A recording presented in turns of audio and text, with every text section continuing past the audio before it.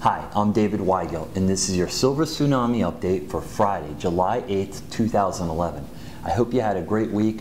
It was a great week for Silver Tsunami eBrief. I hope you caught it. A lot of great articles.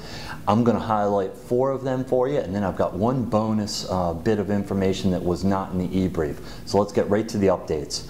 In Trends and Insights, interesting article in Reuters about a gerontologist in London who is predicting a cure for aging. And the bottom line is, she says, currently living amongst us is probably someone who will live to be 150 years old. And that by 2030, we will probably have over 1 million centenarians globally. And that in Japan right now, they have over 44,000. But the key to this is going to be that when we go to the doctors, it will be for maintenance along the lines of stem cell and gene therapy. So very interesting article there. In marketing, some analysis that's not a big surprise to a lot of us, but it's my job to bring to you and the rest of the world, and that is how older boomers are really the sweet demographic spot for marketers and brands. And they give some great data points here that talk about how 1 in 5 boomer leading edge, or they call them alpha boomer households, make over $100,000, and how they are much more educated than younger households.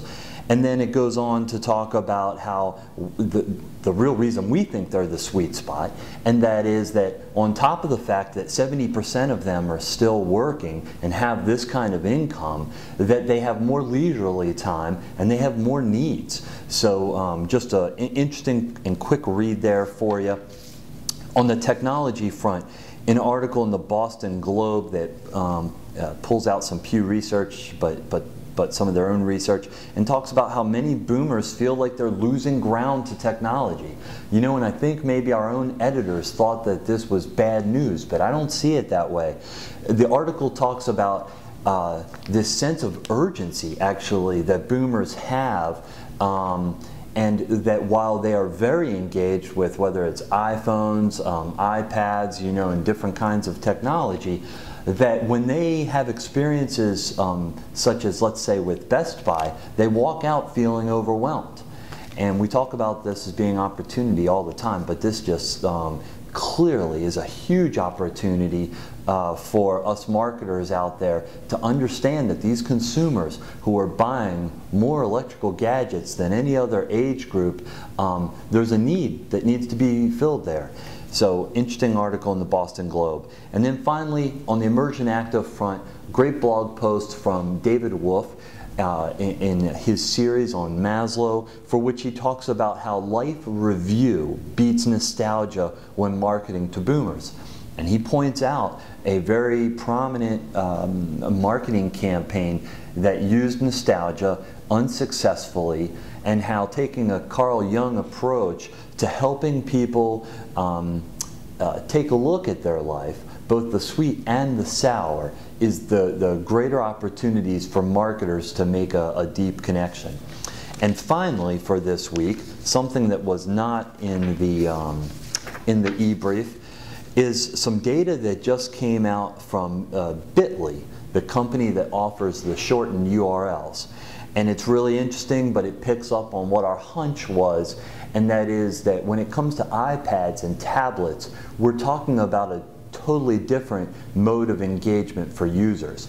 So a lot of people are kind of lumping these tablets with under the bigger umbrella of mobile devices, and we sensed that wasn't the case. We sensed it because we see long-form video becoming much more popular, and we have other bits of evidence as well. But basically what this data shows, and I'll send you the graph if anybody's interested, is that there's a clear trend when it comes to how we as consumers use our digital devices, whether it's our smartphones or our computers, over the course of a day, and how that's very different when you take a look at tablets. So for example, after breakfast until about 3 o'clock, iPad usage goes way down. But then on weekends and in the evenings, iPad usage goes way up. So I think this is something really for us to consider as marketers, maybe that are developing apps to engage with an older consumer. What is the opportunity there to make that engagement more meaningful, and do we need to think a little bit differently compared to how we're developing our marketing materials and delivering our message on mobile devices such as smartphones? So that's it for this week's update. This is my last update before I head out on vacation, but don't worry, I'm not going to leave you, and I look forward to connecting with you this time next week. I hope you have a great week, and remember, age equals opportunity.